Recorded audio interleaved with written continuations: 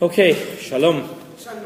Tonight's sponsor is anonymous for the Refuah Shlema of Rabbi Sharfman Shlita, Rafal Baruch David Aryeh ben Altahinda, and for the Refuah Shlema of Menachem Mendel ben Sarah Batya and Devorah Fega Bat Rezel, and for the Refuah Shlema of Avram Yaakov ben Sarah.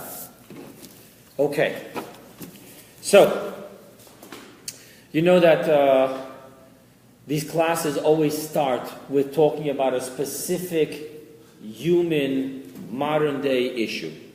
From there, we jump into a mystical teaching of the Rebbe, and then we come back from that mystical teaching with a practical understanding of how to deal with this specific modern-day issue. So, let's talk about the modern-day issue that we're going to discuss today. All of creation was created in one utterance. In other words, what am I saying? When God said, let the water give forth living creatures, when God said, let the earth give forth living creatures, that one saying, let the earth give forth, out came a living animal, out came a living fish, out came a living bird. There's only one exception to that whole rule. And what is that one exception? When God created the human being. When God created the human being, first He formed the body. After the body was created, simply speaking, it was lifeless. Then it says, "Vayipach ba'apav nishmat chayim," and God breathed into the nostrils the soul of life. So now you have one difference between only the human being and all the other creations. We need to understand why. So first, let me just share with you that there is the famous Rabbi Chaim ben Attar. He's called the Or HaChaim. The Or HaChaim HaKadosh. He wrote a commentary on the Torah, a beautiful commentary. And he has an opinion that the human being was created as a living creature, just like every other creature. Then when the verse says, and God breathed into his nostrils, that was a unique intellectual soul. Nefesh HaSichli. And what does that mean? What that means is, according to Chassidus, let me turn into Chassidic language. How are we talking Chassidus? According to Chassidus, what that means is that the human being was originally created as a living human being, which means that he had the nefesh habahamit, the animalistic soul. Keep things simple. Tanya is all about the animalistic soul and the godly soul. But for tonight, just to keep things simple, the animalistic soul means the life force of every cell, every organ in your body, including the brain, as the brain works as the motor skills and the nerve center and the control center of your body. All of that belongs to the animalistic soul, which simply defines the human being as a living human being. Then when the Or HaChaim defines that there was a second soul, which God then breathed into the nostrils only of the human being, no other creature has this second soul, and there he talks about, according to the words of Chassidus, we're going to define it as the godly soul. God breathed into the nostrils of the human a piece of himself. And that is a second soul which came later. Okay? Now, first I want you to know that till this very day it works that way.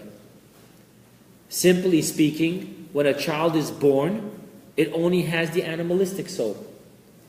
The godly soul comes in stages. For the boy, there's the Brit Milah, there's the haircut at 3 years old. It's completely in the boy's body when he has a bar mitzvah at 13. When he turns 13, the soul is completely in him. That second soul, the godly soul. Now, when you talk about a girl, it's a different system. She's born with what the boy has to wait for his Brit Milah. And then later, the other stages, until when she turns 12. That's when she has the full godly soul. So till this very day, it's kind of set up the way the Or HaChaim said God created Adam. At birth, original creation, it's living with the animalistic soul. And then in stages, there's God breathing through his nostrils, her nostrils, the Chelek Elokai, the soul of God, which is that second intellectual life force soul. That's why the Talmud says a very interesting statement. The Talmud says that when the godly soul comes along and he wants to take control of the whole body, that all our talents, our intellects, our emotions, our thought, our speech, our action, all of that should be subservient to God. He wants that to belong to him, and he should use it for God's service. The animalistic soul says, 1 second. There's a law. There's a law that if Mr. A gives Mr. B a loan in November 2016, and then he gives Mr. C a loan in October of 2017, who has first rights to the possessions of the person? The one who gave him money first. So it's the opposite way, I'm sorry. He took a loan from B, and then he took a loan from C. But the point here is that he says, Shtari Kodem. My contract is dated before you. So before you go and grab your money, I get my money first. So the Talmud says that the animalistic soul, the Yetzer Hara, the evil inclination that's driven by the egocentric paradigm of the animalistic soul says, hey, godly soul, my contract is here 13 years before you. I was in town working the city before you came along. That's how serious it is. Why am I talking about this? Because the fact that the human being is a paradox. He has a finite body, and he has an infinite spiritual soul. There's the physical body and the infinite spiritual soul. Everything else that has a spark that gives it life doesn't really have that paradox. The human being has a paradox. An absolute finite physical body, an absolute infinite spiritual soul. This is why the human being is the only creature that has this insatiable yearning and need to create an eternal legacy. The human being is living his whole life to defy the grave. That while his body will be laid to rest in the grave, the accomplishments of his spiritual soul in this physical world should have created an eternal legacy. There's no other creature that tries to do that. So much so that the human being cannot suffice with the purpose of the animal kingdom. The purpose of the animal kingdom is eat, don't be eaten, and create the next generation. Your species need to go on. The human being can't live like that. The human being needs to know that from when it was born until when he or she dies, they managed to create something that's going to defy the grave. There's an eternal legacy that's going to be. That's the greatest yearning of mankind. What's going to be with all my work? Abraham, when God promised him everything, he just turned to God, he said, but what's it all worth to me? When I go to the grave, my lineage ends. There's that quest for an eternal legacy. That's what's going on. Why is it happening for the human being? Because the human being, even though he has a finite body, but the human being has an eternal, infinite soul. Usually. Right now, I'm not defining, but yeah. Okay? But let's go further. So, by the way, that's why human beings have midlife crisis. I have not read anywhere else that there's any other creature that has a midlife crisis. Why does a human have a midlife crisis? Because he's starting to see, wow, did I already succeed in defying my grave? What am I doing? Life is going to end soon. That's it, it's over. There's that midlife crisis that drives them crazy, us crazy, asking, what'd you do? You're born and you die, just like any other creature, just like any other animal, just like a tree. But how can that be? The eternal soul is screaming, hey, I need to create something that will last forever, because that's who I am. I'm a soul, an infinite soul.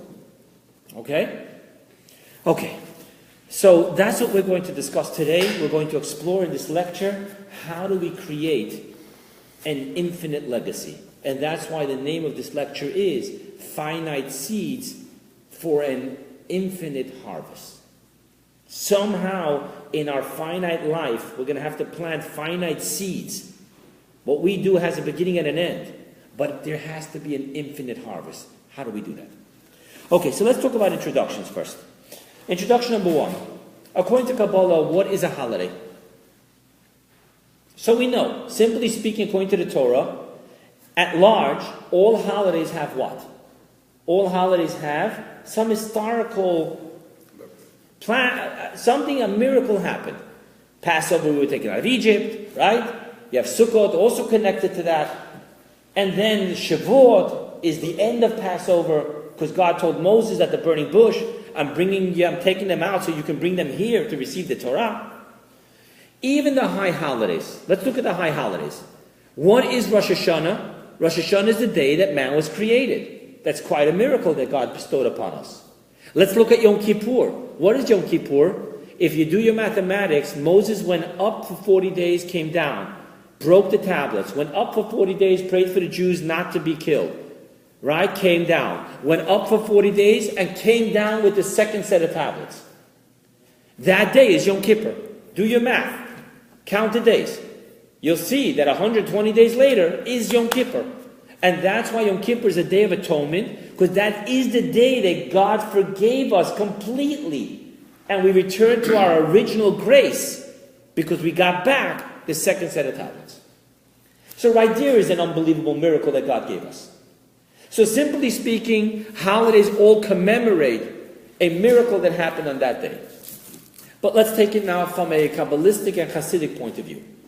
From a Kabbalistic Hasidic point of view, what a holiday is, it's a transnatural divine flow into creation. What does that mean?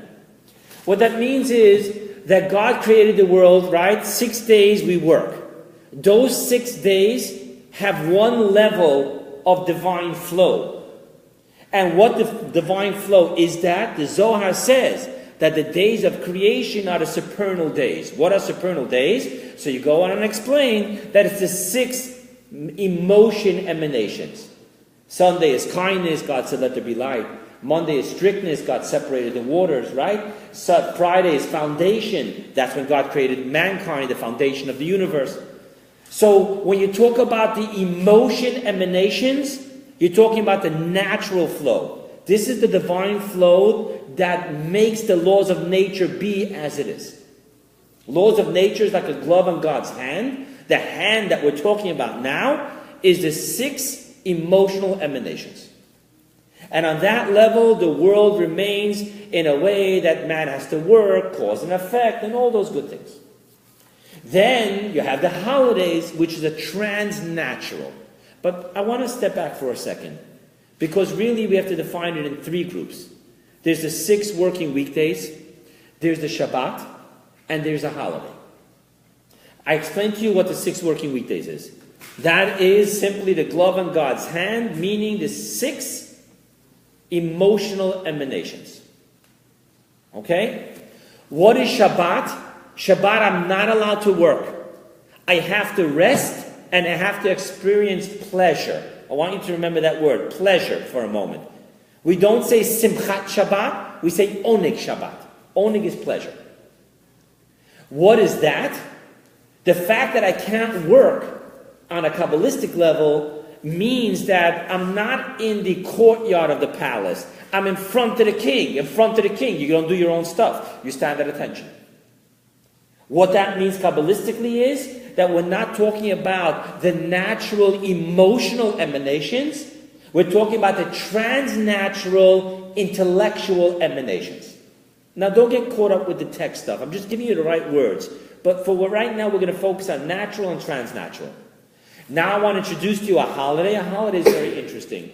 A holiday is a regular weekday that was transformed into a holiday. What is that? So first you should know that on a holiday you're not allowed to work, but it's not like Shabbat. On a holiday you're allowed to cook and carry. Anything that's l'tzorech achila, anything that you do for the need, the necessity of eating, you're allowed to do. So you're allowed to cook on Shabbat, and you're allowed to, on the holiday, and you're allowed to carry on a holiday. But also something very interesting. The holiday is not expressed as pleasure, it's expressed as joy. Simchat Chag. There's a law. There's a law that you're supposed to buy for your children, new clothes, you're supposed to buy for a wife jewelry, because that's pleasure. It doesn't say that about Shabbat. I'm sorry, that's joy. Simcha. Let's go further now. What this tells us is that there's two differences between Shabbat and a holiday. They're both transnatural. They both come from the quote-unquote intellectual emanations, not the emotional emanations. We're not talking about laws of nature, we're talking about miracles. We're talking about something greater than. But there's two interesting differences. What are the two differences?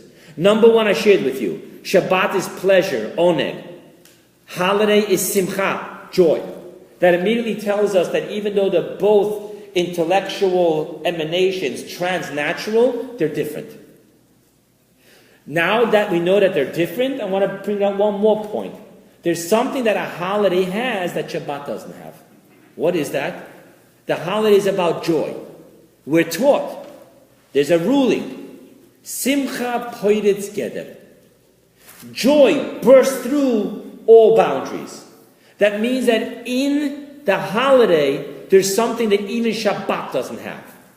You may think Shabbat is greater, because Shabbat you're not allowed to even cook, you're not allowed to even carry, even if you're starving. I'm not talking about life or death. But on a holiday you're allowed to. Oh, so holiday is less. No. Holiday has that special magic button of joy which breaks all boundaries.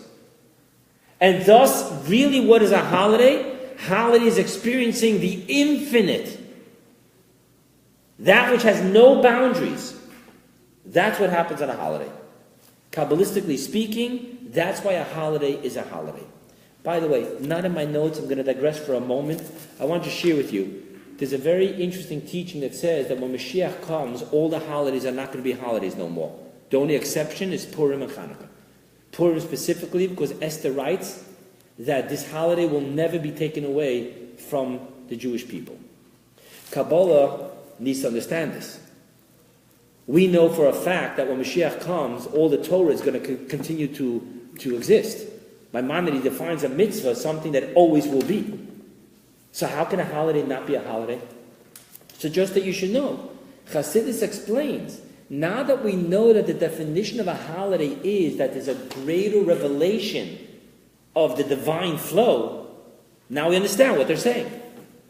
Every single day when Mashiach comes is going to have that type of revelation. So it's no more a holiday, it's your regular day. I mean, think for a second. Yeah, you give a kid one day Disney World. Oh, that's a holiday. But what happens if every day he went to Disney World? It's not a holiday, it's a regular thing. When Mashiach comes, that transnatural, unbelievable revelation is going to be natural. That's not going to be a holiday. By the way, parenthetically speaking, you now realize that Purim and Hanukkah is even greater than the biblical holidays. Purim and Hanukkah are not biblical. They happened after Moses passed away. So interesting. But let's go back to what we need to talk about. Okay, so I wanted to share with you, there's another difference between a holiday and Shabbat. Shabbat has nothing what to do with what we do. Shabbat was created by God, period. And that's why, what do you say when you make Kiddush on Shabbat? You say, Mekadesh HaShabbat. Blessed are you, God, who sanctified the Shabbat. What do you say when you make Kiddush on a holiday? You don't say, blessed are you, God, who sanctified the holiday. You actually see something else. Blessed are you, God, Mekadesh Yisrael v'Hazmanim. You sanctify the Jewish people and the holiday. Why? How come by Shabbat you don't say that? Because the Shabbat has nothing to do with the human being. The seventh day is Shabbat. A holiday is a day of a month. Who's the one that sets the Rosh Chodesh? The Jewish court. That means, there's actually Talmud says that the angels asked God, when is it going to be the high holidays? And God answered the angels, we have to go down to the Jewish court and see when they set Rosh Chodesh. So therefore, what the blessing is really saying is that you are God who sanctified the Jewish people. And by sanctifying the Jewish people, they then set the Rosh Chodesh, which means that through them, you sanctify the holiday. That means that the holiday is not a byproduct of just God. The holiday is created through our service in partnership with God. We need to remember this. It's going to make a big difference soon. Okay? Let's go further. Okay. Here's another introduction.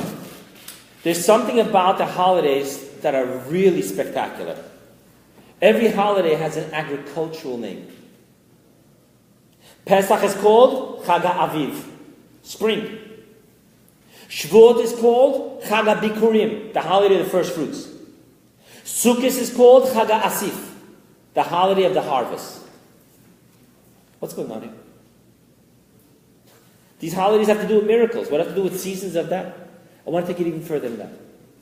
In the book of Deuteronomy, the verse says, God commands us to watch the Aviv and make the Pesach. Our sages extrapolate from here an unbelievable thing. You know that the Jewish calendar is a lunar calendar. The lunar calendar has 354 and a half Pika days. The solar calendar has 365 days. The seasons work on the moon or the sun. The sun. You have 11 days in between. Now, if you don't fix that every once in a while, what's going to happen? You're going to have Pesach in the fall. You're going to have Sukkot in the spring. That's a problem. We just called Pesach Chag HaAviv, and we just called Sukkot Chag HaAsif. Therefore, the verse tells us, watch the spring and proclaim Pesach. Our sages say that if you see that there's a shift between the lunar and the sun, and those 11 days are piling up, and therefore it's not springtime, add on the second Adar, and then make Pesach. That means something very interesting. It's not that the spring becomes spring because of Pesach. Pesach becomes Pesach because of spring. And if it isn't spring, we're going to stick in another 13th month, because it has to be spring in order for it to be Pesach. So there's a very deep connection between the agricultural seasons and the holidays. So much so that the holidays have agricultural names also, and the holiday would be established in accordance with the agricultural season and not vice versa. Okay? What is this? Why is it? What is the connection with the agricultural? We're celebrating leaving Egypt. What's the difference in agricultural stuff? We need to understand that. Okay? In order to understand this, I need to tell you a little bit about the history and evolution of oral law, so that you know. Moses studied with God for 40 days. Right? 40 days. Then he came back down, then he went back up. He prayed for 40 days. Then he came back down, went back up, and he did some studying with God. What was he studying? So we have an interesting thing. Moses brought us the written law. What's the written law? The written law are the verses that God dictated to Moses. But Moses also came down with the oral law. Let me explain this to you. There's a verse that says, on Shabbat you're not allowed to do work. That verse is meaningless if Moses doesn't tell us what the Torah considers work. Right? So somewhere we have to say that right away Moses told the Jews what work means. If not, how did they keep Shabbat? Right away they started keeping Shabbat. If you want to know where it says what work is, it's in the Talmud. That's the oral law. That means that Moses didn't just come and give us the written law. Moses gave us the written law and the oral law. However, the written law was dictated from God to Moses, verse by verse, letter by letter, word by word. Later through the prophets and made up the rest of the 24 books. But together with that, Moses was taught by God the oral law, and he gave it. Now, the oral law is not allowed to be written down. It has to remain oral. So what happened once upon a time is that the rabbi would read the verse, And he would orally transmit to his student all the oral laws that was involved in this written verse. That all changed by Rabbi Yehuda Hanassi, Rabbi Yehuda the Prince. Why? Rabbi Yehuda the Prince lived in the times when the Jews, it was right after Rabbi Akiva, he actually was born on the day that Rabbi Akiva died, just putting things in perspective. So he lived in the times when the Jews started their exile. He was very worried. He was worried that if it's an oral tradition and the people are going into exile, they're not going to have that clarity of mind, the oral law is going to be gone. If the oral law is gone, we have no Torah. We don't know what it means not to work on Shabbat. We have no idea what tefillin look like. We know nothing. So therefore, he extrapolated from an interesting verse in Tehillim. Eit lasot laHashem hefeiru toratecha. It's a time to do for God, and therefore we're going to avoid his Torah. What is that supposed to mean? He said, this is what it means. It's going to come a time that we're going to have to do for God. We're going to have to save his Torah. We're going to have to preserve his Torah. We're going into exile. Therefore, we're going to avoid one of his commandments. Which is the commandment we're going to avoid? The commandment that prohibits us to write the oral law, we're going to have to avoid. And we're going to write what we weren't allowed to write. So Rebbe is the first one who officially documented oral law. How did he document the oral law? He documented it in 6 orders. Each one of these 6 orders have tractates. Each one of these tractates are made up of chapters. Each one of these chapters are made up of case law, which we call Mishnah. Let me give you an example. In the 2nd order, called seasons, Seder Zmanim, times, seasons, you have all the tractates concerning Shabbat and the holidays. So one of them is, coming up now, Masechta Pesachim, the laws of Passover. The laws of Passover, that tractate is made up of 10 chapters. And those 10 chapters take us from the first law to the last law. What's the first law you have to know about Passover? You have to know all about Chametz. What is Chametz? How do you have to get rid of the Chametz? From when do you get rid of the Chametz? What do you do if the Chametz was found? That's where it starts. It starts with the checking for Chametz. And it goes through all the laws until you get to chapter 10, which teaches you how to make a Passover Seder. Okay? So you have the orders, 6 orders. These 6 orders each have tractates. These tractates each have chapters. These chapters each have Mishnah. Okay? So all of a sudden we have an orderly way of looking at things. Let's go further. What are the 6 orders? The 6 orders, I'm going to go through them quickly. Order number 1 is called seeds. Zra'im. In that, you have all the tractates which are made up of chapters, which are made up of laws that cover all the agricultural laws, including the laws of tithing. You have all those things that you used to have to give from the field. Okay? The second one is the order of Zmanim, seasons, times. You have in there Shabbat, you have in there all the holidays. The one after that is called Nashim, women. What are the laws of women all about? The order of women has in there the tractate of marriage, the tractate of divorce, the tractate of Yevamah, the tractate of the nuptial contract, the Ksubot. It talks about all the laws of marriage. Then you have the order of Nizikin. Nizikin is damages. All the cases of civil law, real estate, Baba Basra, you have damages, Baba Kama, you find something, all those stuff, the judges, the whole civil law is set up. The financial civil law is set up in this. Then you have number 5. Number 5 is called Kodshim, the order of holies. It talks about the laws of the Holy Temple, the laws of all the sacrifices.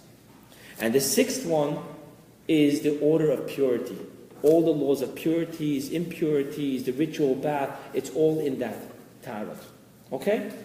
Now, I'm going to share with you, a lot of times I go overtime, so I might skip a beautiful piece of this class, and you can always find it in my notes or on the audio, but for right now, I want to focus on a very interesting verse. There's a verse from which our sages extrapolate that we're talking about the 6 orders. And there's a reason why the predominant thing we need to do tonight is the first 2 orders. After that, if we have time, we'll talk about the other orders. But what this class is about is the first 2. Let's see what it is. So, let's look at the verse. I'm going to read you the verse. It's from Isaiah.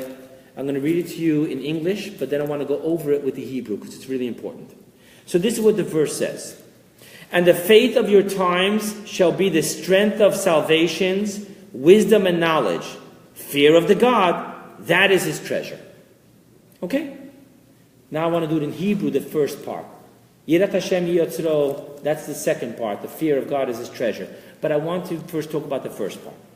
So here are the first 2 words. Emunas itecha. What does that mean? Faith of your times. Emuna, faith. Itim, itecha, et, time.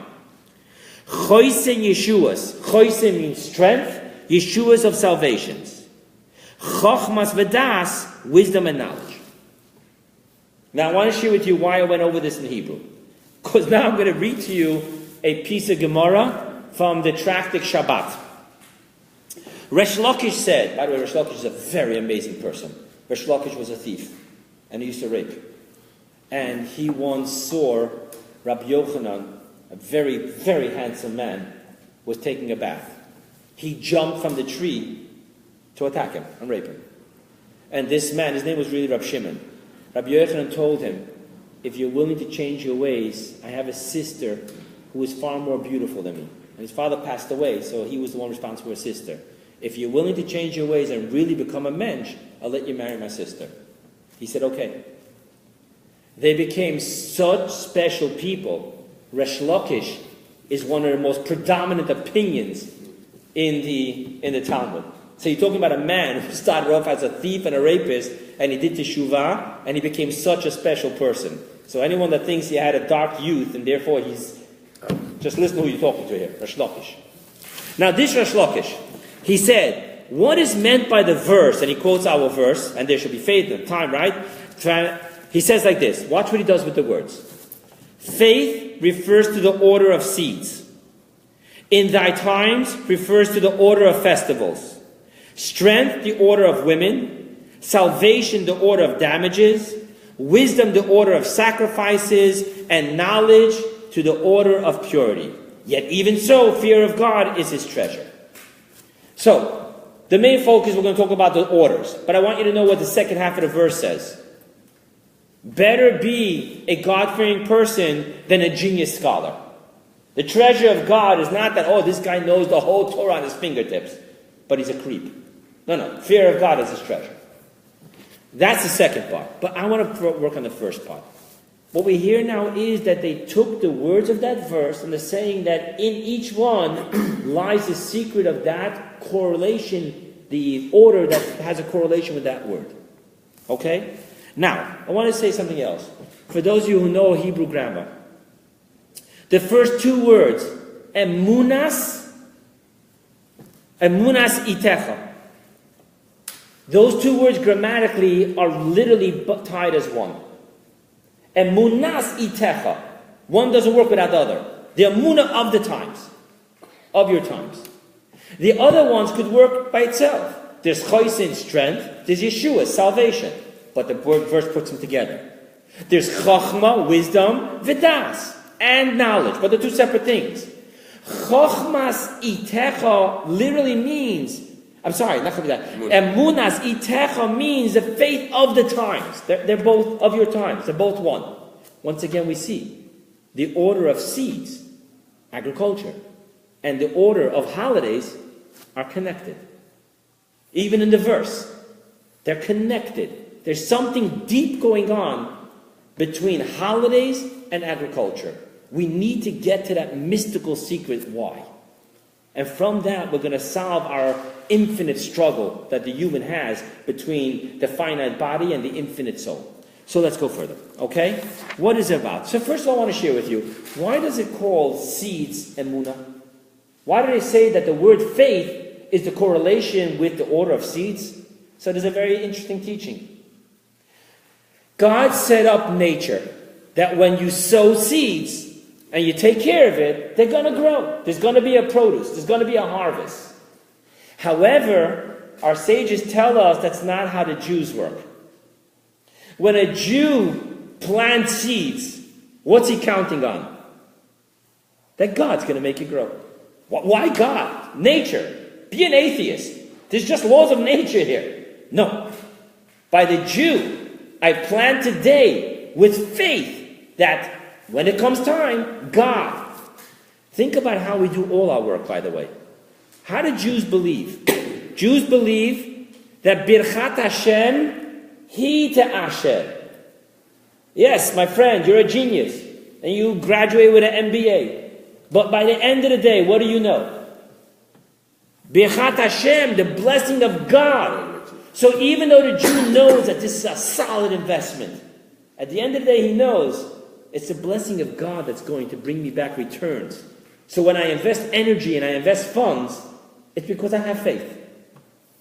So that's why the whole order of seeds, which in a certain way means the whole order of earning a living, is called emunah. It's all about faith. The blessing of God. And we see it. Some people, they work 2 hours a day and they see blessings. There are people that work 55 hours a week and they can't make ends meet. It's not because they're stupid. It's not because they procrastinate. They're really working hard. Birchat Hashem, the blessing of God. Thus work is all about emunah. Emunah opens us up to have this success. Let's go further. What is planting seeds on a mystical, spiritual level? We know what it means physically. And we know why it's called emunah. What does it mean spiritually? So let's quote a couple of verses. Let's turn to a prophet called Hosea. Hosea says like this. Verse number 1. And I will sow her for me in the land. So he's saying, and I, God, will sow her, these seeds, in the land. What does that refer to? Let's go to another verse in Hosea. The other verse in Hosea says like this. You should know, sow righteousness for yourself. So when God talks about sowing seeds, what's he talking about? Mitzvot. Righteousness. So now we know that mystically, spiritually speaking, that service, that work of sowing seeds means that God gave us to sow seeds, to do mitzvot in this land. Let's go further. How do we know that we're talking about the Jewish people have to do these mitzvot? So let's look at another verse in Malachi. Malachi says like this. He says, for you shall be a desirable land, says the Lord of hosts. God tells the Jewish people, Va'atam tiyuli eretz chefetz. So now let's see what's going on here. God planted within us at Mount Sinai, he gave us the Torah and gave it within us 613 commandments. And he's telling us what? This is what I want you to do. Sow righteousness. I want you to do the mitzvot. So mitzvot are considered seeds. What's going on here? Why? So let's understand why. To understand why, we need to talk about a very interesting Talmud in Kiddushin. So first of all, I want to tell you, there's a verse that you have in the Torah that says it's like this. Haboim yashresh Yaakov. Let's read it in English. And those who came, who Jacob caused to take root, Israel flourished and blossomed, and they filled the face of the world with fruitage. So our sages tell us, very simple. The first half of the verse, which means you have to take root, what does that mean? You have to plant seeds. Planting seeds happens now in exile. When will come the time of the fruitage? When will come the times of the harvest? When Mashiach comes. Why? But also you now see the faith. You see, when I do a mitzvah now, and on the spot I win the lottery, I don't have to have faith. You'll be doing mitzvahs, all of you. Did you hear what happened to him? He did a mitzvah and he won the lottery. You see, it works. That's 2 mitzvot. That's not faith. But what really happens here? What happens here is that you're going to sow now. And then you should know there's going to come a time where the curtains are lifted and all the harvest, all the fruitage of all your mitzvot will be here. The Gemara in Kedushin says, he says, Char mitzvah b'hai al moleka. There is no reward of mitzvahs in this world. Now let's read it. So when is it going to be? After you die in paradise? Gan Eden? No, not even in paradise. Where is it going to be? Let's read. He says like this. For it was taught, Rabbi Yaakov said, there is not a single precept in the Torah whose reward is stated at its side, which is not dependent on the resurrection of the dead. The real reward, the harvest of all our doing mitzvot, is going to take place after Mashiach comes. When after Mashiach comes? After the resurrection of the dead.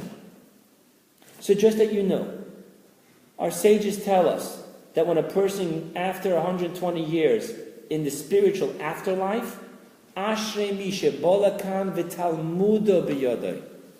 Rejoice he who comes here with his learning. You should know that the afterlife is the reward for learning Torah. The reward for doing mitzvot is going to be after Mashiach comes, after the resurrection. Why? Hasidus explains why. We know a rule. The Talmud says a rule. God does not hold back the reward of any creature. Any creature that does a good thing, God rewards it. Right? The dogs didn't bark and grind their teeth when we left Egypt. What does the verse tell us? Velakelev tishalchun. Your non-kosher meat, give it to the dogs. Why give it to the dogs? Because they didn't bark. You have to reward them. So God doesn't hold back any reward from any creature. So share with me something. How do you do a mitzvah? Spiritually? How do you do a mitzvah? Actually. Physically. That means that your body is part of doing the mitzvah. So if you're going to go ahead and get your reward for the mitzvah in the afterlife, whoa, the body's going to say, whoa, 1 second. You put me to work. I should get some reward. Why are you doing it in the spiritual dimension? I need to be part of it. Even if God gives you the reward after Mashiach comes, but there isn't the resurrection of the dead, the body's still going to say, hey. That's why the reward has to take place, not in the afterlife, not when Mashiach comes before the resurrection, but only in the resurrection. Because then we'll be able to have the body participate in the reward. But now let's go back to that Talmud. Why is it that there's no reward of the mitzvah in this world? So first I want to share with you a very beautiful teaching of Maimonides concerning Shabbat. In this world we have no reward, but we do have a different type of reward. If you look in Ethics of Our Fathers, what does it say? Schar mitzvah mitzvah. The reward of one mitzvah is that you get another mitzvah. Mitzvah goreret mitzvah. Performing one mitzvah leads you to performing another mitzvah. What does that mean? Our sages say, when you do one mitzvah, God grants you the peace of mind and the wherewithal to do another mitzvah. So the rewards that we're receiving here is what? It's not the real, true, actual reward of the mitzvah. It's just that God tells us the mitzvahs work like a system. You do one, I'll let you do another. But 1 second, what does it mean you're going to let me do another? It also means that I'll be able to afford it. It also means that I'll have the peace of mind. So that piece of reward we do have. But that's not the full reward of a mitzvah. That's just one mitzvah opens the doors physically to be able to do another mitzvah. But where is the real fulfillment of a mitzvah? So to understand where the real fulfillment of a mitzvah is, we have to understand what is a mitzvah and what is the reward of a mitzvah. The reward of a mitzvah is that the mitzvah is the infinite wisdom and the infinite will and the essence of God. Why do you keep kosher? Because God wants it. You know, God could have wanted that lobster should be kosher and gefilte fish shouldn't be kosher. Could have done that. But God's will said this, yes, and this, no. So everything we do has all spiritual teachings. But beneath all the spiritual teachings is one thing. Ratzon Hashem. It's the will of God. Physically in this world, there is nothing that has the capacity to hold the full-blown revelation of God's infinite will and God's infinite essence. Therefore, in these days, you cannot have the reward of a will. Because the true reward of a will is to really experience, internalize, digest that infinite will and essence of God, which I brought into this world when I did His will. Let me ask you a question, Michael. When you see the Torah being lifted, right? Chabad doesn't do it, but other people point with their pinky, right? I know what your custom is. But let me ask you something. When you point with your pinky, or when you look at the Torah, did you ever think to yourself, wow, that used to be part of a cow? Right? What's the hide? You don't even see a cow hide. What you see is, oh my God, the Holy Torah. You got to stand up. Quick, then pick up the Torah. That means that what did the mitzvah do? It took a piece of hide that could have been your belt or your shoes, but it happens to be that it became a Torah, and it transformed it. That physical parchment just became a transparent piece of the infinite will of God. That's what a mitzvah does. But can you imagine what would happen if the naked eye would be able to see in that Torah the revelation of the infinite will and essence of God? Looking directly at an eclipse or at the sun would be a joke for your eyes compared to seeing that. You know, in yeshiva we used to joke, the Mexican jumping bean. It jumps around, right? Because there's something going on in it. So we used to joke around. A soul gets too much revelation. The guy starts jumping around. We wouldn't be able to handle it. So therefore it can't happen now. You have to wait till Mashiach comes. What happens when Mashiach comes? There's a verse. What does the verse say, Micha? It says, V'lo yechonef oid moirecha. Your teacher will no more hide behind a cloak, and your eyes will see your teacher. Which teacher are we talking about? We're talking about God. When Mashiach comes, we'll be able to see our teacher. That means when Mashiach comes, we will see that Torah is the infinite will of God. That mezuzah is the infinite will of God. The food that I wanted to eat and I gave it to someone else who was hungry, that's the infinite will of God. We'll be able to see it. But that won't happen until the resurrection of the dead. That means what? That means that when we do mitzvot, we're planting seeds, and there's going to be a harvest. And we need to have faith. Because when I do a mitzvah now, I don't immediately see that my life became so spiritual, I'm walking on water. That's not what happens. That means that we have to have emunah. I'm planting seeds now with faith that I am yet going to get to see the day where God lifts the curtain and the reward and harvest of mitzvahs will be in front of my eyes. Thus you see the connection with faith. What's Yom Tov? What is a holiday? Holiday is a transformation of a weekday into something trans-rational, trans-natural. You want to know something amazing? Not only is it transnatural, but the holiday has what Shabbat doesn't have. Remember what I told you about joy? Joy gives you what pleasure doesn't give you. When a person's having pleasure, he just wants to sit back and enjoy it. But when a person is joyous, what does he do? He's dancing, he's grabbing everyone. No, come, let's say l'chaim, let's dance. He's bursting forth. When a person is really experiencing joy, he can even do good to his worst enemy. The person who he hates, I'll never talk to that person. If he has an only child who finally is getting married and finally is having a child, at that bris, he'll talk to that person. Everything falls away because joy bursts through boundaries. That means that what's a holiday? A holiday is experiencing the transnatural divinity in its infinite level. You know what Kabbalah says? Kabbalah says that a holiday is a foretaste and a window of what we're going to have when Mashiach comes. You remember I told you that why the holiday is not going to be holidays when Mashiach comes? Because that's going to be the regular Monday, Tuesday, Wednesday. That means the holiday today is a foretaste of the Monday, Tuesday, and Wednesday when Mashiach comes and there's the resurrection. That means that the holiday is giving us a little peek at the harvest of our seeds. Now you understand why there's a connection between the agricultural planting seeds and the holidays. Because on a spiritual dimension, that's what a holiday is. The holiday is a holiday because we are planting mitzvot, and those mitzvot are bringing into this world the infinite will, the infinite essence of Hashem, but we can't see it. On a holiday, we get a little sneak preview. Now let's go back to that verse in Deuteronomy. If it's not springtime, don't make a holiday. You understand what that means spiritually? If you're not doing mitzvahs and you're not planting seeds, then what are you celebrating the harvest? What harvest do you expect to have?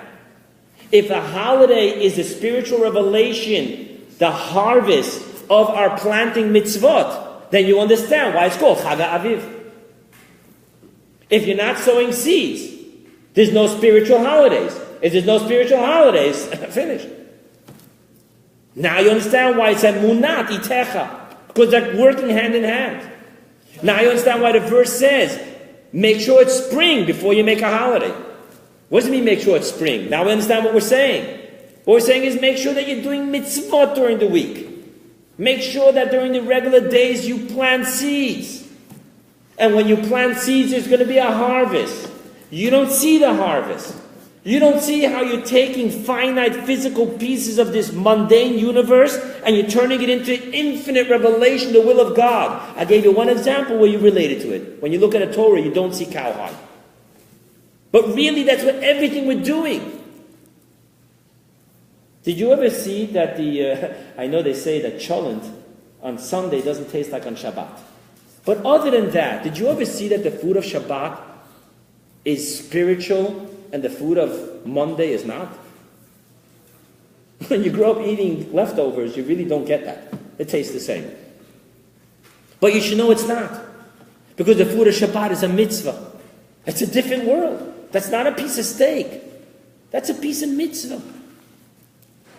When you have a guest by your table Monday night, you're making a barbecue, you're putting on hot dogs, say, come join us, come make a bracha. All of a sudden that hot dog is not just, what's it called? It's not just a hot dog. But we can't see it. It looks like a hot dog to me. When Mashiach comes, we'll see it. On a holiday, we get a glimpse of that. We feel something. Ooh. Yontif's on the world, Pesach. Buying new clothes, this and that. But that is the harvest of sowing. So the order of seeds is connected to the order of seasons, holidays. Because if not for the order of seeds, you wouldn't have an order of holidays. I just want to share with you, in this mimer, the Rebbe gives us an extra gift. After he explains the two orders, the order of seeds and the order of holidays, he then goes on to explain everything else. Why is the women called strength? Why is the damages called salvations? Why is the holies called wisdom? And why is the purities called knowledge? I'm going to race through it because I'm really trying to stick on time. By the time I go out there, everyone's finished, and I'm just like, so let's try it. But I'm going to race through it, and if not, you can just go through my notes and everything's available online. I want to share with you quickly. What is the definition of strength? The definition of strength is God's power in this world. Where do you see God's power? In ex nihilo. We can make something out of something, but we can't make something out of nothing. You know that joke? The scientist told God, we can create humans, we don't need you no more. He says, really? Yeah. They all go to the beach, they start gathering sand, and all of a sudden they hear God cough, excuse me, get your own sand. That we can't do. We know how to make something into something, but something out of nothing, that only God can do. In human experience, where do we feel that? In childbirth. Two people create a third human, oh my God, that's ex nihilo, at least as close as we can get to it. Where is that for the Jews? In the laws of women.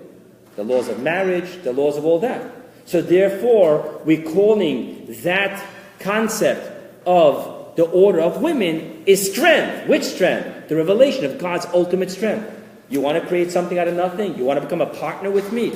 Learn these laws. What goes after that?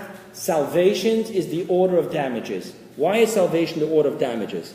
So to understand this, you need to know that on a deeper level, the definition of damages is evil forces. And these evil forces have their four primary primary emanations, and then they have their encompassing circular infinite powers.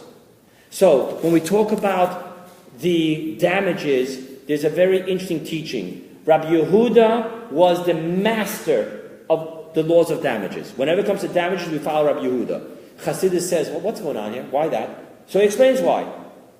Because when you study in the Holy Torah the spiritual source and laws of damages, what are you doing?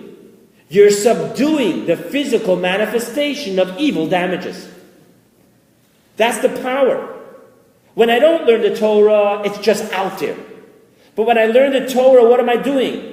I'm touching them at their spiritual source. At the spiritual source, they're not here to cause evil. They're here to serve God.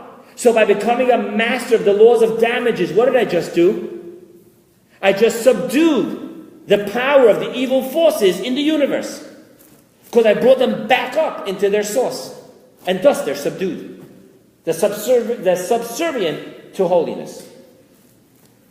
There's a line in the Zohar that says, Ubechachma ispariru.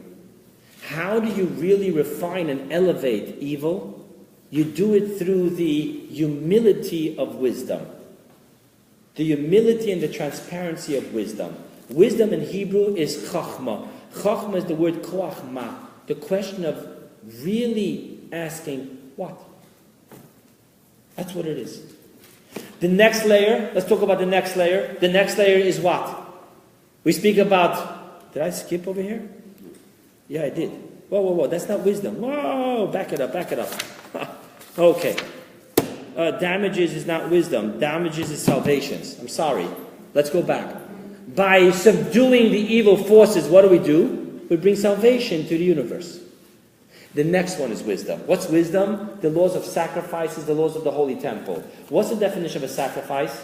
Take a physical animal, mundane physical animal, make sure it's right, and put it onto the altar. What does that mean? Transformation. Take the physical, mundane, that which is driven by the egocentric, and take it and bring it to the Holy Temple and make it part of the altar. That's what a sacrifice is. It's a transformation of an animal. The transformation of the animal has to happen through wisdom. Because, simply speaking, Zohar says that when you eat, you're at war. Why are you at war? It's very simple why you're at war when you eat. The question is that steak going to turn the human into an animal? Or is that human going to turn that steak into a piece of human? Which one is which? If I'm sitting here, oh my God, this steak is so good. Did you taste this steak? Oh, this is so medium rare. Really, it's no fat. What's really happening? The human's becoming an animal. I'm like, wow, the steak. What happens if it's the other way around? While I'm eating the steak, I'm talking about God. I'm talking about words of Torah. I am inviting people here. What happened to that steak? Did I become an animal, or did the steak become part of the human? That's what a sacrifice is all about. In short, what is that? That happens through humility. Humility is wisdom. Wisdom is just that flash. It's not the I know, I understand. Let's go to the last one. The last one is purities. The Rambam writes at the ends of the laws of mikvah that all of purity and impurity are illogical. We don't understand why water in this way cleanses you from impurity. Why does this make you impure? This doesn't make it pure. It's all in the category of chukim, illogical statutes. What that means to us is that it's not the permeating light which fits into the methodology of the human finite intellect. Rather, it's infinite. I just don't understand it. God, I don't understand it. What you're saying does not make sense in the linear way of the methodology of human intellect. So therefore, wisdom isn't enough. We need knowledge. You know what the word knowledge really means? In Kabbalah, knowledge means the deepest connection to the infinite circular supernal crown. So I just took you through this. If you're not following everything, don't worry. I just wanted to show you that according to Kabbalah and Hasidus, everything has a part. These 6 orders are all about transforming the universe into one big, beautiful temple. And I showed you the different ways it works. What we really want to focus, and I was really thinking of leaving it out, but the Rebbe wrote it, so I stuck to it. But what I really want to focus on is the first 2. Let's go back to what we really focused on. There is seeds and there's a harvest. The seeds are the human acts of mitzvot. The harvest is the holidays and when Mashiach comes. The seeds are finite human acts. The harvest is the infinite revelation. What does that tell us? So let's close up the class. What that tells us is just one simple thing. Your soul is itching that while it's here in this finite world and a finite body, it should create an infinite eternal legacy. The only way to create an infinite eternal legacy is by our physical actions really being about spiritual work. That's the only way the soul, through the body, can reach its legacy. The body, we can only do finite work. No person in this room is infinite. What we do is finite. We work, we study from 9 to 10. We do whatever it is. It's finite. I have to give charity, I give this amount of money. No one can give infinite charity, and no one can study Torah infinitely. So our body makes us do only finite acts of mitzvahs. But when the finite acts have spiritual intentions, then they become an infinite legacy. I want to sum this up in one line.